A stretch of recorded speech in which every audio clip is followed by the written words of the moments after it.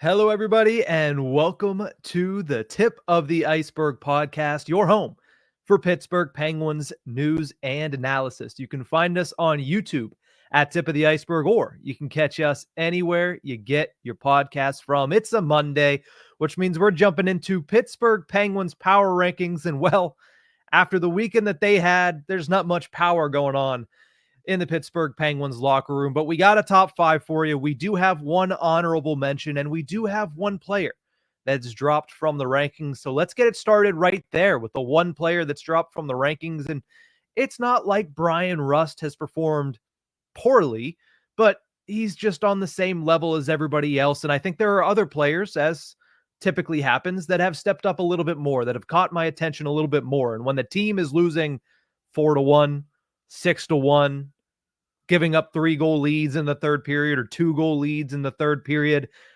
it's going to be pretty easy to pick out the 4 or 5 players that have played above average versus the rest of the team that has played far below average. So Bryan Rust, I think, is right there around that average line. Again, I probably put him somewhere at 6 or 7, but I think there are other players that deserve a little bit more shine in this week's power rankings. And to get started with that, my honorable mention goes to Owen Pickering.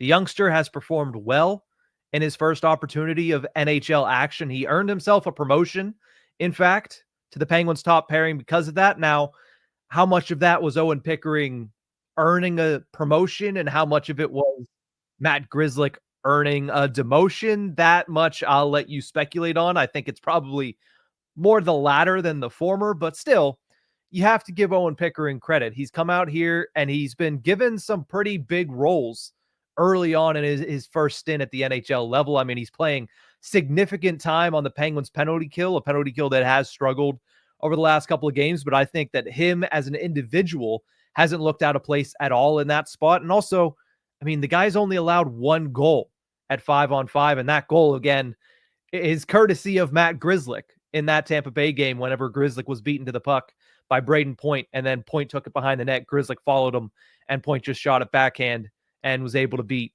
Alex Nedeljkovic. So 1 goal at 5-on-5 allowed for Owen Pickering. Solid penalty kill time. That's enough for me to give him an honorable mention, which I believe is the first time that a defenseman all season long has gotten either an honorable mention or a top 5 spot. So Owen Pickering breaking the mold for the Penguins this season. Let's get into the top 5, though, and let's start with number 5, who was not ranked in last week's power rankings. In 20 games played, he has 8 points, 3 goals, 5 assists. It's been a little bit of a roller coaster for this player, but he's certainly back on the upward trajectory, and that is Jesse Puljujärvi. He has been very, very good in the offensive zone for the Pittsburgh Penguins, and I understand he hasn't been putting the puck in the back of the net at a considerable rate, but nobody on the Penguins has been doing that at a considerable rate except for maybe Sidney Crosby. So I like what I've seen from Jesse Puljujärvi. It's kind of what we've always known about him since he came over to the Penguins last season, is the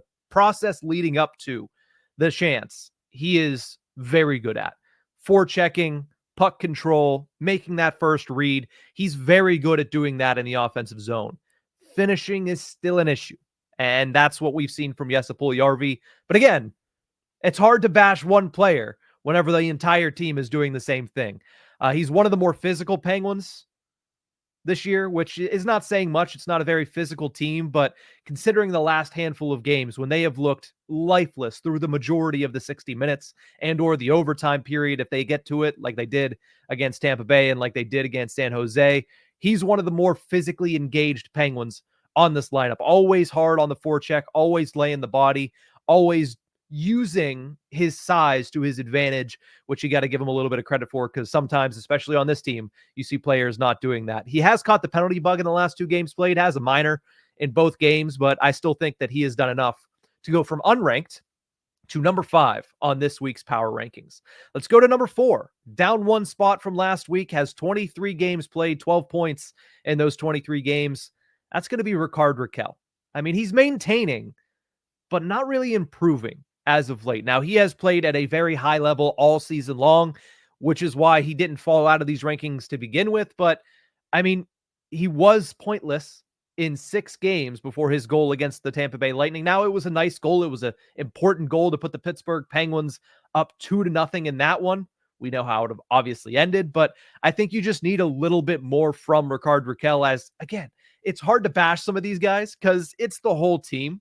It's the entire team that you need more from, but Rickard Rakell, I feel, has left a little bit more to be desired than putting him at the number 3 spot. So he's bumped down to number 4. At number 3, and again, this is a back-to-back weeks down 1 spot for this player. At number 3, he has 20 points in 23 games played, 5 goals, 15 assists. His play has taken a noticeable dip, especially on Friday and Saturday. In those 2 games, I don't think he performed well at all, and that's going to be Evgeni Malkin. I mean, in those games specifically, his decision-making just looks like it's off. He's making a lot of unforced turnovers. Even on the power play, when the puck gets to him, it seems like he gets a little flustered, and his decision-making just hasn't been there. He turns the puck over. A lot of time, the momentum dies when the puck hits his stick, and that's not typical for Evgeni Malkin. So I don't know what it is, but he certainly seems to be off over the last handful of games, and because of that, I'm going to bump him down from number 2 to number 3 on this week's Power Rankings. At number 2, taking Evgeni Malkin's place, moving up 2 spots from last week. So if you remember where he was last week, you know where I'm going with this one. His play, kind of the inverse of Rickard Rakell. Rakell maintaining, but not improving of late. Michael Bunting is maintaining, but improving slightly game over game over game, and that's why he is my number 2 Pittsburgh Penguin on this week's Power Rankings. One of a few Penguins that actually looks interested in playing hockey of late. I mean, it's hard to come by, apparently, for guys in black and gold, but Michael Bunting has been that. 6 points in his last 10 games played, including 4 goals, all 4 of them on the season for him. So after he got that goal in New York, we've been talking about him kind of every show because he's continued to look more like himself, look more like what the Penguins got out of Michael Bunting late last season that got us all excited about a full 82 out of this guy this year. He's getting under players' skins. He's drawing penalties. He's getting to the net front. He's getting in the kitchen of a lot of these opposing goaltenders. So I like what I've seen out of Michael Bunting, and because of that, he supplants Evgeni Malkin at number 2. So that's where we're at as of right now. Puljujarvi at 5, Rickard Rakell at 4, Evgeni Malkin at 3, Michael Bunting at 2, and number 1. No change between last week and this week. Last week was the first time I finally put this player at number 1. This week, he's going to get his second number 1 ranking, Sidney Crosby. 23 games played, 21 points, which is something to follow along with. He's under a point per game, 8 goals, 13 assists, and he finally gets over the hump, collects goal number 600 against the Utah Hockey Club. 21st player in NHL history to score 600 goals, 7th player to do so with one franchise. He's, again, one of a few Penguins that have showed life over the past 2 games this past weekend. Not only did he score that lone goal against the Utah Hockey Club, he fought a Lady Byng Award winner against the Winnipeg Jets. He is fed up. We saw it against the Dallas Stars. I don't remember who he went up against in the corner, but he went up, leveled the guy, and then just kept pushing him down. Got a 2-minute minor for roughing, but that frustration has been boiling over for Sidney Crosby a lot as of late, and it showed again over the weekend. Fighting Kyle Connor, he absolutely obliterated Nick Schmaltz in that Utah game and drew 2 penalties, which led to his 600th goal. So when it comes to which Penguins are actually performing, I would say Sidney Crosby stands basically alone atop of that list. Then there's a little gap, and then there's guys like Michael Bunting, who's performing well. Jesse Puljujarvi, who's doing some good, some bad. Like I mentioned, a lot of penalties. Owen Pickering, who's performing well, but none to the level of Crosby when he's playing at his best. Now, again, defense-wise, Sidney Crosby has not been good. His line has been absolutely caved in pretty much every time that he's been in the defensive zone. They just do not play well in their own zone, and that's kind of been the tail of the tape for Sidney Crosby all season long, but it's hard to bash the only guy on the team that can do anything positive on the other end of the ice at a consistent pace, because Puljujarvi, like I mentioned, he started off really good. He dipped really far down. In fact, was getting healthy scratched, and then he bounced back up. Michael Bunting had nothing going for him in the first 12 games of the season. 1 assist, no goals. Now he's performed well.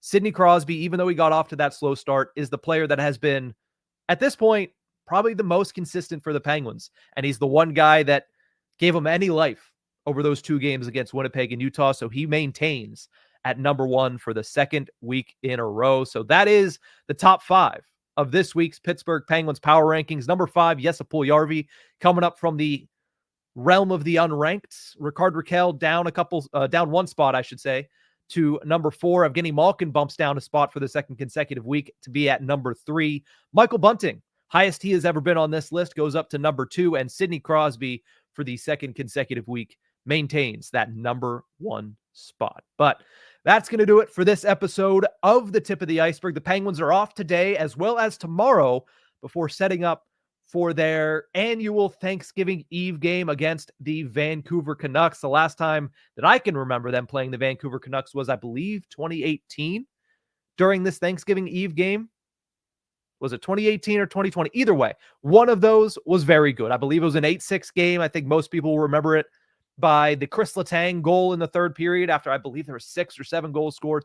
Point being, the Thanksgiving Eve game is typically very entertaining. And I know the Penguins haven't been very entertaining over the last week and some change. I put out this morning on Twitter that they won 3 of their first 5 games of the season. They've won 4 of their last 18. That's where we're at with the Penguins. But if history proves correct, Wednesday should be a fun game. So hopefully it is. If not, well, we'll be there to talk about it throughout the week. That's going to do it for this episode of the Tip of the Iceberg. Thank you guys so much for tuning into this one. Remember, you can find us on YouTube at Tip of the Iceberg, or you can catch us anywhere you get your podcast from. We'll see you guys next time.